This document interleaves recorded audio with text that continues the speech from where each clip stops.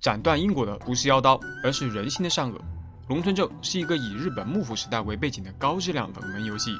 这款12年前的游戏虽然非常冷门，但是只要是玩过这款游戏的玩家，没有一个不叫好的。这也是我每年都会拿出来通关一遍的游戏。话说，由于上期的播放量不尽如人意，再加上我实在是不想让这款好游戏被埋没，所以这期干脆做了个超长版，完整的向大家讲述龙村正那耐人寻味的剧情。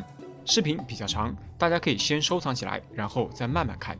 另外，看过上期视频的小伙伴可以直接跳到20分08秒处无缝衔接。下面我们正式开始今天的主题。对于妖刀村正，我猜各位观众和我一样，最开始是通过各种动漫和游戏才知道的吧？是的，今天我们要讲的故事正是来自于香草社09年的作品《龙村正》。说起香草社，最吸引人的就是游戏的美术风格。玩过香草社游戏的朋友，肯定对游戏中的美食和美女都有着极深的印象。比如在龙村正里就有各种料理，每吃一口就会有一段动画，非常的生动。而对于游戏中的美女，香草社也是精准掌握了擦边球的角度。游戏角色有一种在色与欲的边界来回行走的感觉。可不知为何，香草社早期的游戏经常是叫好不叫座，而龙村正就是其中之一。作为一款优秀的横版动作游戏，最初吸引我的是美术风格，但游戏本身流畅的动作设计、爽快的打击感以及亲民的难度，使得就算手残如我也能顺利通关。另外，游戏的剧情也十分优秀。通常人们会认为动作游戏剧情不是重点，但香草社偏偏在剧情方面也做得很棒。所以接下来就来跟大家细致的聊聊龙村正到底讲了一个怎样的故事。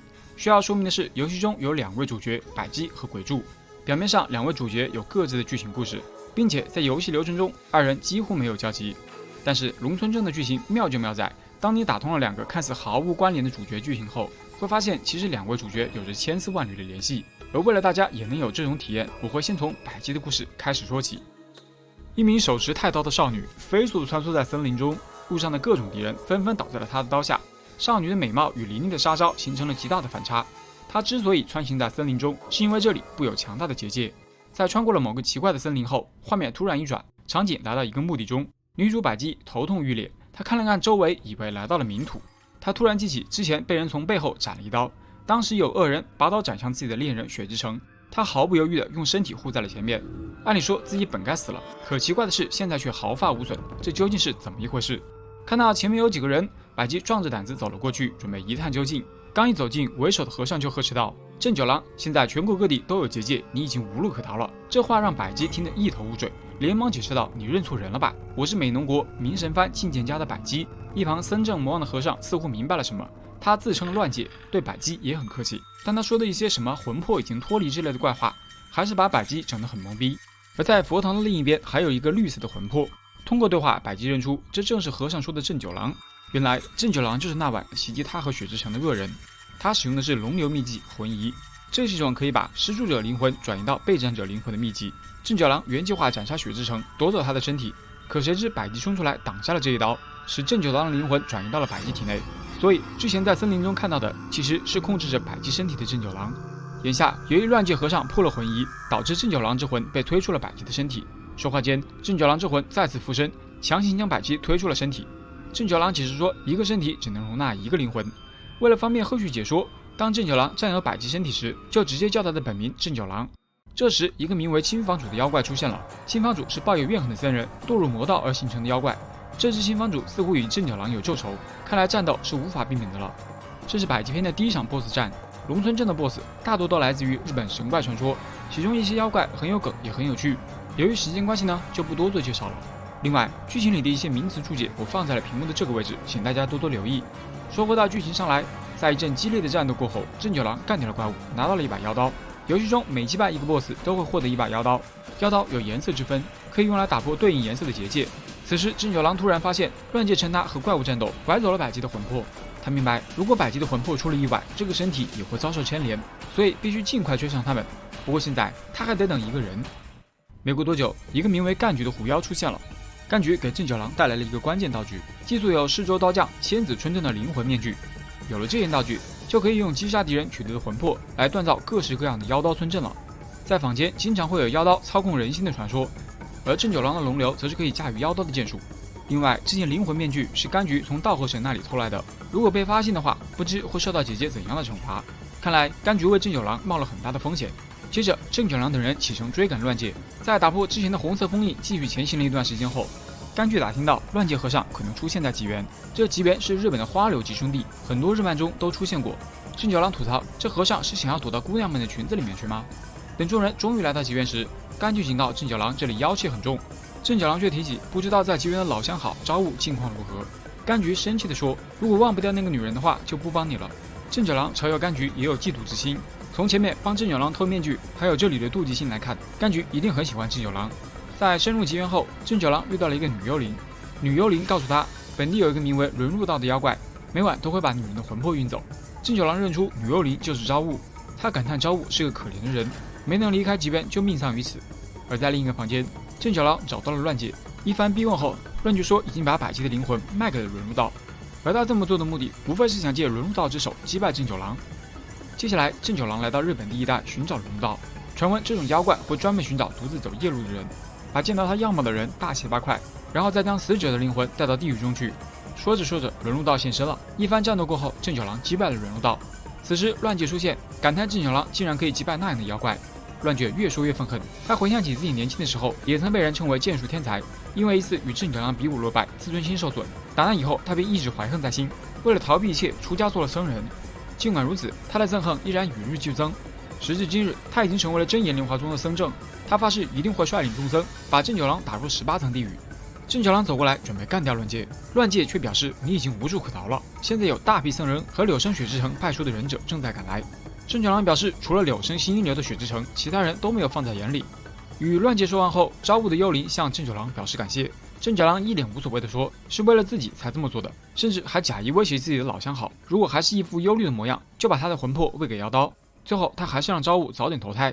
接下来，郑九郎找到了百吉的灵魂，百吉表示自己很痛苦，身体被夺走，又不能去极乐世界。郑九郎一顿劝说，表示以后会把身体还给你的，但如果不听劝的话，他也有强制封印手段。最后，百吉不得不听从了郑九郎的话，跟着郑九郎让柑橘变成狐狸跟住乱界，因为他猜到乱界很有可能去雪之城那，他必须从雪之城那里打听到返回黑光太刀的下落。这把刀是之前他斩百吉时用的那把，他需要用这把刀再次施展回忆，离开百吉的身体。因为一个大老爷们不能总是用姑娘家的身体吧。总的来说，寻找黑光太刀就是百吉篇的主线任务。很快，柑橘就打听到雪之城的所在，于是郑九郎便朝着那里赶去。在骏河的三宝之松原海滩，百吉的未婚夫柳生家少主将军剑术指南役的柳生雪之城早已在此等候多时。他听乱界说，本已死去的百吉转生成了妖魔。为了确认真相，他派出了许多忍者，然而这些人全都有去无回。本来他还不太相信，直到见到百吉杀人面不改色的可怕模样，他才确信眼前的这人已经不是从前的百吉了。眼看二人就要打起来，百吉想劝阻他们，显然郑九郎不会听百吉的话。而在一旁的乱界正在幸灾乐祸，等着看郑九郎败给柳生雪之城。在郑九郎与雪之城正式交手前，郑九郎打听赃物黑光太刀的下落。雪之城说太刀已经交给明神藩的新任代官了。他之所以会爽快地说出，是因为他根本没想过让郑九郎活着离开这里。于是二人便交起手来，结果还是郑九郎的龙流更胜一筹。战斗结束后，郑九郎称赞雪之城的确是个难得的剑术天才，杀了他会很可惜，但如果不杀的话，日后必成大患。这时百吉魂魄出现，为雪之城求饶，郑九郎命令百吉退下。然而在令人的生命受到威胁的情形下，一贯哭哭啼啼的百吉也变得强硬起来。情急之下，他冲回自己的身体，硬是把郑九郎给推了出来，这让郑九郎大吃一惊。本以为是个只会哭的大小姐，没想到为了雪之城，竟然乱来一通，抢回了自己的身体。无奈，郑九郎只好答应暂且饶雪之城一命。画面一转，来到一座旅店中，受伤的雪之城躺在被子里，百吉在一旁照料。雪之城醒来，见到百吉，以为自己来到了阴间。他有一事请求百吉的原谅。他说自己与百吉的婚约，其实是为了让百吉家所在的明神藩陷入困境。百吉的姐姐不肯出嫁，这才找上了百吉。现在，百吉的父亲金剑侯已经自杀，而姐姐也在之后的骚乱中被杀，这一切都是自己奉命行事造成的。听闻父亲、姐姐都不在人世，百吉伤心不已。至于到底是谁指派雪之城的，百吉竟然没有问，这一点让人很疑惑。不过好在此处是个伏笔，在鬼柱篇的时候会回收。一旁的柑橘对百吉说，已经把道和神的灵药给雪之城服下了，如果要谢的话，就谢郑九郎。在和郑九郎道谢后，百吉请求能留下照顾受伤的雪之城。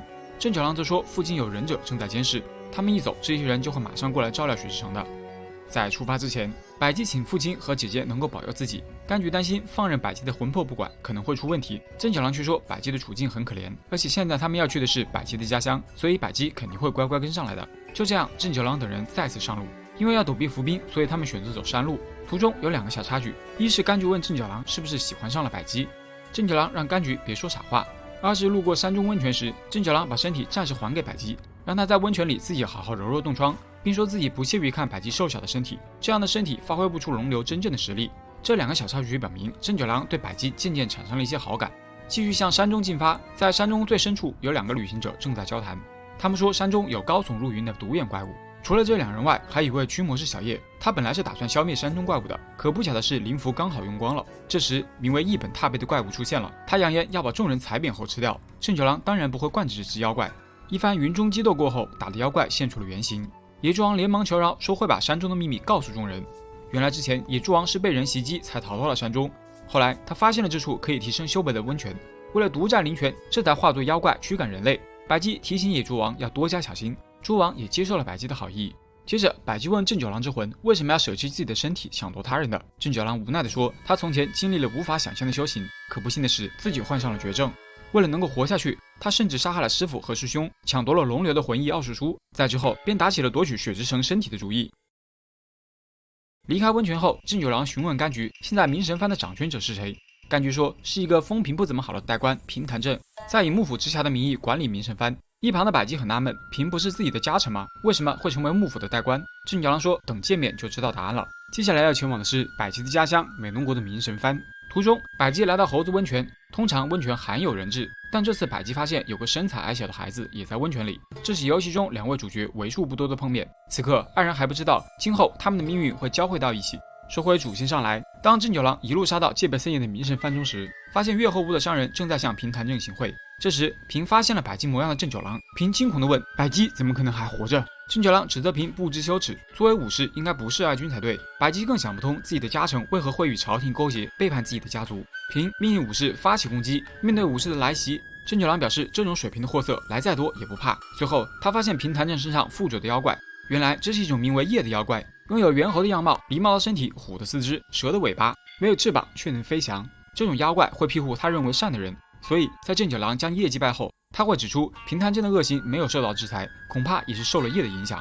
失去怪物的庇佑，平依旧不肯承认自己的背叛行径。一旁的百姬忍无可忍，迫切的想要为父亲报仇。这时郑九郎以放过平为条件，让平老实说出赃物太刀的下落。平却说存放太刀的仓库被落雷烧毁，只剩下了一片灰烬。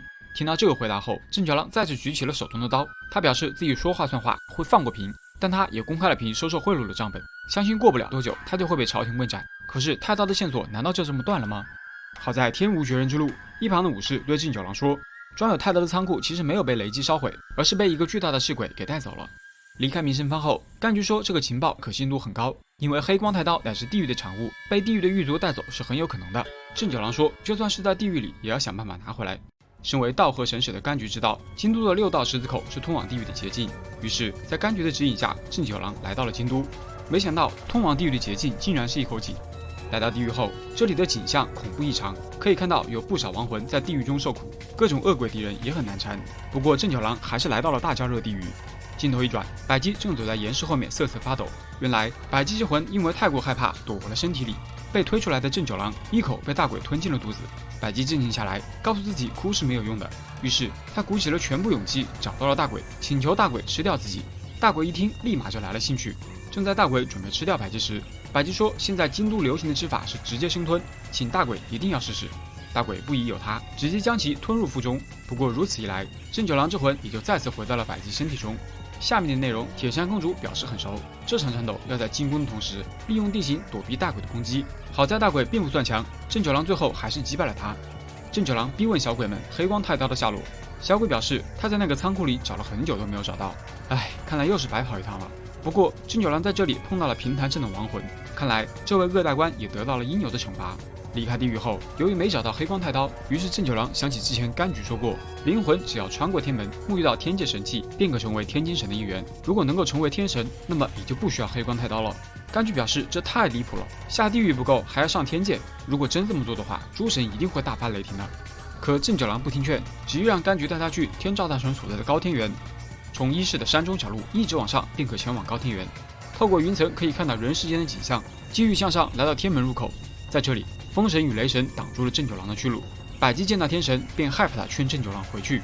郑九郎解释说，由于魂异之术被破解了，如今只有用非常之法才能将百吉的这个身体维持下去。一旁随和的风神想要送郑九郎回去，但暴躁的雷神却并不打算轻易放过他们，于是他对郑九郎出手了。一番战斗过后，郑九郎击败了雷神，但众人也因此落到了人间。风神夸奖郑九郎的剑术很厉害，不过经这一闹，天照大神已经把天门关闭了，这意味着登天无门了。接着，束手无策的郑九郎准备把身体还给百吉，柑橘说不会眼睁睁地看着郑九郎就这么死去。他说，在古高天原的金刚山还有一条路可以前往天界，但同时那也是郑九郎的死对头乱界所领导的真言莲花宗的总本山，那里供奉着不动明王的真身。得知这一情报后，众人动身前往金刚山。这次柑橘因为狐妖之身，所以只能把郑九郎送到山脚下。来到金刚山顶的古高天原入口后，郑九郎发现雪之城竟然也在这里。他说他是为了搭救百吉而来的。另外他还说，之前没把黑光太刀的下落如实相告，实际上黑光太刀现在就在他手中。难怪郑九郎之前在地狱中没有找到刀，他欣喜若狂，让雪之城把刀给他。如此一来，百吉也能回到他原本的身体中了。雪之城说他会让郑九郎在诸多死刑犯中挑选一个身体好的来进行混移，不过前提是要公开魂异术的秘密。郑九郎这才发现，雪之城其实是想要这不死之术的秘密。郑九郎表示不和你谈条件，只要先把你杀了再夺刀就好了，并且他还警告百吉，这次不会放松警惕，再让他把魂魄推出身体了。眼看二人就要动手玷污这个圣地，乱界请求不动明王做下护法对付郑九郎。明王护法一现身就收缴了黑光太刀，他们还要就地正法，企图踏入神界的郑九郎。事已至此，郑九郎掏出了传言能够神魔两断的妖刀村正，看看是否真如传言那般。这场战斗中，郑九郎只能暂时击退冥王护法，退场一段时间后，护法还会再次现身，所以必须趁护法退去的那段时间内，想办法击毁不动冥王塑身。一番努力过后，郑九郎终于打烂了塑身。就在郑九郎以为胜利之时，不动冥王显灵了。画面一转，百吉在寺庙佛堂中醒了过来，他回忆起郑九郎斩断的只是冥王的佛像，而剩下的部分他想不起来了。接着，百吉感觉自己的身体仿佛重生了一般。随后，他发现化作狐狸的柑橘也出现在了佛堂中。柑橘哭着说，自己冒险前来是为了见郑九郎最后一面。在一旁的乱界慌乱不堪，他说亲眼见到不动冥王显灵，让他感到非常害怕，因为自己毫无信仰之心，一心仇恨着郑九郎。冥王虽然一言不发，但透过法眼早已看穿了真相。乱界意识到自己执迷不悟，犯下了种种业障。最后，百吉看到了郑九郎的魂魄。郑九郎说是不动冥王把魂移的效果移除了，百吉的身体现在已经没有危险了，自己则要去地狱中逗留一阵，这样一来就不用再保护碍事的百吉了，倒也算是一件好事。医生保重过后，郑九郎便离去了。后来，百吉渐渐回忆起了那天的经历，在被不动冥王扶住后，郑九郎说，看来这村正名不副实，神魔两断难道只是说说而已吗？接着他坦诚所有的罪行都是自己犯下的，与身体的主人百吉无关，要罚就罚他郑九郎一个人好了。冥王在听到了这个恶徒最后的愿望后，会心一笑，表示会如郑九郎所愿，将百吉恢复原状，而郑九郎则要安心下地狱。镜头一转，已是几个月之后，在柳生家的城池中，女佣们正在谈论雪之城与百吉即将举行的婚事。不过，在婚期临近前，百吉却决定出家做尼姑。雪之城不明白百吉为何会改变心意。百吉说很感谢雪之城接纳无依无靠的自己，但这样下去，他们是得不到幸福的。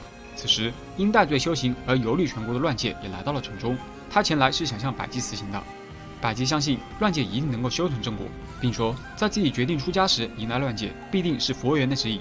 原来，自从百吉回忆起那天的经历后，便一直寝食难安。如今，他只想常伴佛前诵经念佛，希望能够减轻郑九郎的罪孽。之后，乱界替百吉受戒，并传授了佛门10念。回顾百吉篇的故事，其实是一个反英雄式的故事。最初的郑九郎是一个恶人，杀师傅、杀同门，抢夺他人的身体。可是，在他阴差阳错地抢到百吉的身体后，人生轨迹开始发生转变了。原本自私、桀骜不驯的他，最后竟然为了救百吉而选择牺牲自己。当然，这也是因为他爱上了百吉。所以，百吉篇一方面是在讲述郑九郎对抗命运的故事，另一方面也是在讲述善与恶的故事，百吉与郑九郎相互救赎的故事。另外，相对于郑九郎纯粹的恶，我更反感雪之城的伪善。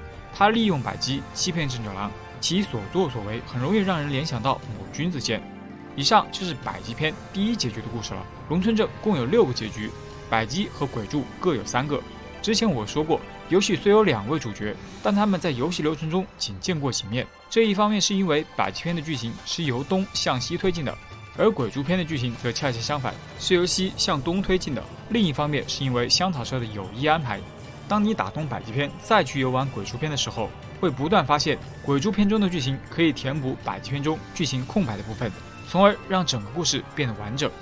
在百集篇里，剧情缺失的部分主要集中在百姬的家乡明神藩到底发生了什么事，以及是谁指使柳生雪之城对明神藩发起攻击的。这些问题的答案都会在鬼畜篇中一一揭晓。所以下面接着讲述鬼畜篇的重要剧情，以及百姬和鬼畜的第2、3结局。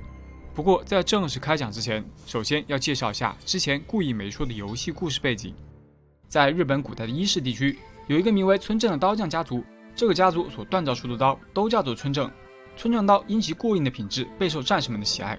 至于后来村正被冠以妖刀的名号，是因为有许多大人物都死于村正，而这些死者中有不少都与后来一统战国的德川家康有关，所以家康认定村正是克制德川家的妖刀，随即下令毁掉了所有的村正刀。然而并非所有的妖刀都被销毁了。时间来到游戏所在的舞台，也就是第5位幕府将军德川纲吉之下的元禄时代，鬼畜篇的故事正式开始。故事的开始，鬼畜正在被一群忍者追杀，这群忍者说鬼畜是逃人，领主大人已经在各地派出了忍者缉拿他，而鬼畜自己则因为失忆想不起过去的事。可忍者不相信鬼畜失忆的说辞，不由分说地向他攻来。在击败了忍者小头目黑猿后，一个名叫宫贤叶的狐妖找上了鬼畜，他自称是道和神的使者。这里我们很容易联想到，他可能就是柑橘口中说的姐姐。宫贤叶请求鬼畜收集魂魄，再由千子村正的残魂来打造妖刀村正，因为只有用村正才能打破结界。在接受了宫贤叶的请求后，鬼畜为了探明自己的过去，打算深入敌阵问个明白。借助村正，鬼畜一路杀到了伊贺忍之里，其中一名忍者告诉鬼畜，从前的鬼畜为了完成任务，可以狠心杀掉亲如兄弟的6个同伴。从那以后，他便把同伴的头骨挂在腰间，提醒自己。想不到以任务为重的鬼畜竟然会背叛伊贺。与另一个忍者交谈，他说，与一起潜入美浓明神藩前相比，现在的鬼畜简直判若两人。到底是什么让你变成了现在的样子？除了忍者以外，鬼畜还在这里见到了雪之城。当然，他并不认识雪之城。雪之城怒骂鬼畜，连雇主的长相都忘记了。看来他就是派伊贺忍者前往明神藩的人。这也对应了百集篇中雪之城说过的话。正在这时，突然地震了起来。原来这是因为鬼畜用妖刀破坏了城中的封印，导致百足大虫重现天日。鬼畜爬上屋顶与大百足打了起来。雪之城在一旁看着鬼畜打倒了大百足，感叹还真是个人才，当下心生一计，准备利用他。返回布屋后，鬼畜继续向忍者打听他过去在明神藩发生的事。原来正如刚才推测那样，是雪之城指派了鬼畜等一批伊贺忍者潜伏于美浓明神藩，也就是百姬一家，目的是为了夺取藏匿在明神藩里的妖刀。德川家族因为非常忌讳妖刀村正，所以私藏妖刀就意味着有了谋反之心。本来鬼畜应该把妖刀带回伊贺，然而关键时刻鬼畜却带着妖刀逃走了。这其中到底是发生了什么？在与乱界对话，他会说鬼畜所用的剑法与范刚正九郎一样，这表明鬼畜所用的也是龙流剑术。可他区区一个下人，怎么会使用龙流剑术？接着，雪之城向鬼畜提出，如果能完成他交代的任务，他就会想办法让伊贺上人赦免鬼畜的罪责。这个任务是缉拿明神藩近田家的女儿虎姬。他说虎姬因为不服家族领地被剥夺，现在已经成为了叛徒，藏匿在山中，并且听说虎姬还召唤了妖怪附身。于是接下来鬼畜要去美浓捉拿虎姬。在途中，他来到温泉会发现已经有陌生女子在温泉里了，这人就是百姬。这时我们以旁观者的视角回想百姬篇的剧情，会发现虎姬有可能是百姬的姐姐。不过在百姬篇中，雪之城说百姬的姐姐已经死了，这又是怎么一回事呢？当鬼畜来到美浓一缺山时，看到虎姬正在召唤近田家的先祖英灵。他称朝廷因怀疑近田家谋反，害死了父亲，为此他请求英灵助他讨伐江户城，消灭德川纲吉将军。鬼畜在一旁表示，讨伐朝廷肯定会让天下大乱的。他径直找到虎姬，可虎姬却说鬼畜骗了他，带走妖刀不说，还想要他的人头。说着，他们便打了起来。在这场战斗中，鬼畜只攻击了坐骑，没有伤虎姬分毫。战斗结束后，鬼畜通过与近田家的鬼魂交谈，得知了几个重要情报：一是鬼畜把荆棘之刀带走的；二，半年前鬼畜扮作仆人接近虎姬，虎姬对其很信任；三，现在全国各地张开的结界都是为了阻止虎姬接近江户。最后苏醒过来的虎姬说，之前鬼畜为了保护自己而受了致命伤，现在看来只是一场骗局。鬼畜带走的那把是会给世间带来灾难的妖刀狗头龙村正。从前虎姬所在的近田家族受道火神托付，从室町时代开始便由巫女看守这把妖刀。如今妖刀被幕府将军德川纲吉拔出，而自己作为巫女，一定要赶在狗头龙为祸众生之前赶到江户城封印妖刀。这里需要插入一个知识点，在历史上作为幕府第5代将军的德川纲吉非常喜欢狗，并且颁布了保护狗的怜悯生类令。因此他也被人称为犬公方或者犬将军。而游戏中把狗头龙村正和这位将军联系起来，应该是结合了德川纲吉爱狗的事实。说回游戏中来，在听完虎吉的话后，鬼柱不知为何对虎吉产生了兴趣，所以他决定跟上虎吉的步伐。路上，宫贤也收到情报说虎吉等人在秋叶山被法师们抓住了，鬼柱立刻赶往那里。在秋叶山，他遇到了驱魔师小叶。原来在稍早前，虎吉等人被结界和法师埋伏了，幸好虎吉独自逃走，去大和国上岛寺找和尚寻求帮助去了。鬼柱想去追虎吉，但小叶将他拦了下来，因为他看出鬼柱面露鬼相，不肯放他离开。于是二人便打了起来。战斗中，小叶使出不动明王的灵符，而被灵符打中的鬼柱在胜利后，竟然回想起自己临死前的场景。原来在半年前，有20个伊和忍者来到明神藩，目的是为了找出晋剑家世代守护的妖刀狗头龙。他们原计划在偷取妖刀后前往京都卖刀，再故意被公差抓住，这样一来，朝廷就能以藏刀谋反的罪名毁灭明神藩。在这一系列操作完成后，忍者头领为了灭口，企图杀死知道真相的虎吉，而鬼柱在明神藩卧底的那段时间里，受到了虎吉的很多照顾，渐渐爱上了他。所以，当忍者头领想要杀虎吉灭口时，鬼柱为了保护虎吉而被砍成了重伤。在临死前，一位名叫龙叶千石的鬼魂剑鹤受到鬼柱执念召唤，来到其面前。这龙叶其实就是正九郎的师傅，虽然当年被弟子杀害，但他却毫无怨恨，他的魂魄一直弥留在人间，只为将他的龙流剑术流传下去。鬼柱临死前答应了龙叶的要求，二人的灵魂合为一体，鬼柱的伤因此痊愈了，而代价则是失去记忆。这就是最初鬼柱失忆的原因，而现在的鬼柱全都想起来了。于是他决定去大和国找虎吉说明一切。在途中有一个小插曲，鬼柱问宫贤叶是否能帮人结缘，而对象嘛自然是他和虎吉了。之后鬼柱抵达了上岛寺，发现寺庙被土蜘蛛攻占了。在打倒土蜘蛛救出虎吉和一众和尚后，寺庙住持对鬼柱说，之前虎吉在明神藩的骚乱中过世了，自己亲自主持的法事，那么现在出现在眼前的虎吉是怎么一回事？鬼柱询问虎吉才得知，他确实已经被朝廷的手下谋害了，可就算死，他也想要再次封印狗头龙。这份愿望使得阿弥陀如来特许他重返人间749天。接下来的情节用一句话概括，就是鬼柱帮助虎吉突破重重结界，前往江户。当中比较重要的剧情是，宫贤叶向鬼柱讲述狗头龙的起源。自古以来，犬族与狐狸族就在互相交战。在石鼎时代，道和神成功驱逐了犬神，之后犬神化作邪灵为祸人间。为此，大和神再次将他击败，并请刀匠村正将其魂魄封印在刀中。这把刀就是晋贤家世代看守的狗头龙村正。而宫贤叶最初请求鬼柱用魂魄打造妖刀，也是看出鬼柱拥有驾驭妖刀的龙流剑术，并希望他能够帮忙封印狗头龙。随着剧情的推进，众人发现狗头龙控制了富士山的龙脉，看来封印在妖刀中的犬神魂魄已经控制了德川纲吉，并打算利用龙脉打开天门，吸收天界神器，再次位列神座。为了能够顺利攻入江户城，鬼柱提出他先进入城中引起骚乱，然后虎吉再一鼓作气攻入天守阁。计划如期展开，可是，在鬼柱来到天守阁后，发现德川纲吉已经杀死了虎吉，并且他还用龙脉之气打开了天门。只要穿越天门，犬神就能成为大天魔。虎吉在弥留之际劝鬼柱赶紧逃，可身为主角的鬼柱看到爱人惨死，怎能忍下这口气？当然是要与邪魔战斗到底。这场战斗有2个阶段，一阶段面对德川纲吉急需坐下的幽灵武士，二阶段德川纲吉拔出狗头龙村正，化身犬神恶灵。在击败了狗头龙后，鬼柱来到天界，他诚心恳求阿弥陀如来能够让虎吉活过来。佛说生死离别，你得学会面对。鬼柱不理解佛为什么连一个愿望都无法实现。佛对着鬼柱又是一通教导，但鬼柱根本不听。既然虎吉不能复活，那么他活着也没意思。说完便在佛前自杀了。接着佛问虎吉是否看到了鬼柱的执念，虎吉回答鬼柱的执念皆因自己而起，他请求佛祖在往后的6道轮回中，无论如何都要让他们相继于处，总有一天他会指引鬼柱踏入净土。画面一转，已是10年之后，鬼柱转生成一个名叫看兵卫的少年。这天，少年正在拜祭道和神，突然有一位少女找了过来。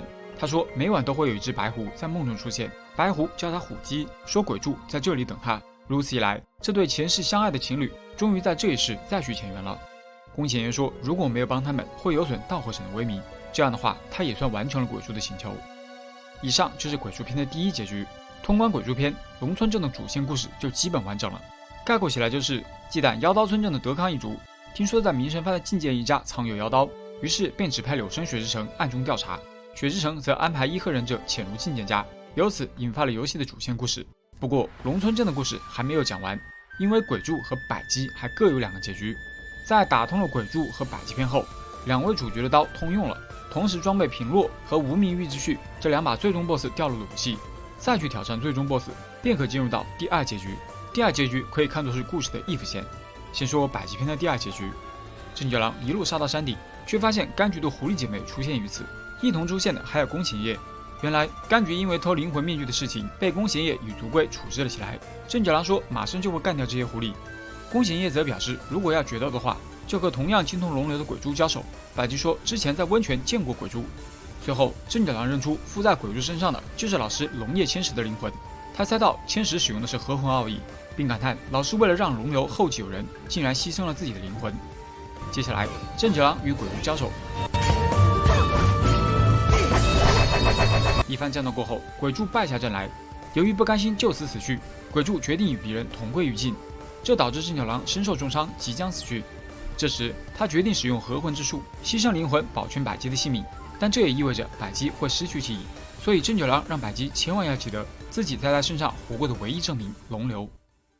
画面一转，来到一所乡间茶屋，一对老夫妻正在与他们的女儿说话。老爷子称他们的女儿为龙，不过龙并不是他们的亲生女儿，龙其实就是百姬。在半年前的春天，百姬倒在了茶屋门口，于是老夫妻好心的收留了失忆的百姬。经过这半年间的相处，他们早已把百姬当成了自己的亲生女儿。而之所以叫百姬为龙，是因为百姬在夜里总是喊着龙和郑九郎的名字，于是他们便以为百姬名叫龙。说来也奇怪，这半年来总有一只狐狸造访茶屋，百姬以为它是来讨吃的，可是等百姬拿来吃时候，狐狸却消失了。百姬很奇怪，为什么狐狸要用悲伤的眼神望着他？难道是和自己有渊源？百姬很怕自己忘了什么不该忘的事。到这里，细心的观众应该都认出这只狐狸是谁了吧？在某一天的日落时分，山中赤鬼来到茶屋，赤鬼想要吃掉众人。老婆婆向神明请求救救她的女儿，老爷爷则打算引开鬼，让老婆和女儿逃走。可谁知百姬很轻易的就用刀击败了恶鬼。虽然他不清楚自己为何可以如此熟练的运刀，但他知道这股力量会给二老招来麻烦。为了不牵连二老，他向二老提出离家周游列国，来确认自己的过去以及郑九郎到底是谁。在与二老道别过后，他带着从爷爷那里得到的先土之刀，从老婆婆那里得到的团子，踏上了旅途。渐渐的，他身边不知不觉多出了一只白狐。再后来，龙不断击败有名的剑客，还有许多十恶不赦的坏人，终于将龙的名字传播于天下。某种程度上来说，他确实也完成了郑九郎的一些遗愿。以上是百姬篇的第二结局，接着再来说说鬼蛛的第二结局。当鬼蛛来到德川纲吉的天守阁后，发现德川纲吉已经被郑九郎干掉了。两人一对视，郑九郎一眼就认出鬼蛛被龙叶千石附了身。他坦白自己就是千石最后的弟子范刚郑九郎，他出现于此就是为了能够拿到狗头龙，再加上现在天门已经打开，他准备踏入天门成为大天魔。鬼蛛这才想起眼前的这个人就是在先前的温泉遇到的姑娘，他大胆猜测是龙叶千石的不孝弟子在其体内。待虎姬赶来后，他惊讶地发现那是他半年前就已经过世了的妹妹百姬。虎姬连忙问鬼蛛发生了什么事，鬼蛛说现在在百姬体内的是一个怪物。说罢，他让虎姬退下。接下来这两位龙流剑客将进行一场决斗，这一战可以说是龙叶千石和范刚郑九郎分别借着鬼蛛和百姬身体的再次较量。战斗中，鬼蛛斩断了百姬与郑九郎的连结，使郑九郎败下阵来，其灵魂也随之消散了。如此一来，百姬之魂重回了他的身体。姐姐虎姬说，在自己死期来临之时，妹妹却活了过来，这一定是佛祖的指引。只可惜自己与佛祖的约定之日马上就要来了，他无法陪在百姬的身边了。于是虎姬让鬼蛛替他照料自己的妹妹。画面一转，来到虎姬的墓前，因为虎姬的遗愿，鬼蛛奉百姬为公主。鬼蛛问百姬今后有何打算，是否要回明神藩复兴近田家。百姬却说以自己一己之力很难复兴家族，他本想出家为尼，为父亲和姐姐祈福，但现在他还有更想完成的事。因为妖刀能够控制人心，他不想再看到有人因妖刀而遭遇不幸，所以他想请鬼蛛帮他狩猎妖刀吞证。镜头一转，在吉原的花魁房间，一名持刀武士正准备行凶，鬼蛛冲了进来，以刀背砍倒了武士。是的，武士持有的正是村正之一。他与百姬此行来正是为了回收妖刀。在接下来的岁月里，他们二人不断的狩猎妖刀，最后竟然取得了数千把妖刀，而他们的旅程也将继续下去。以上便是百姬和鬼蛛的第二结局。这里顺带插一句，鬼蛛的第二结局算是变相向玩家提醒，如果用锻造系统打造出第108把妖刀龙村正的话，或许结局就能改写。因为龙村正拥有的正是斩断因果的能力。当装备上龙村正再去挑战最终 BOSS， 将会进入到第3结局。第3结局与第1结局的开头一致。当鬼柱赶到天守阁后，虎姬已经命丧于狗头龙村正。鬼柱悲愤地拔出龙村正，与德川纲吉决一死战。在打败德川与狗头龙后，镜头一转，突然来到了冥神番中。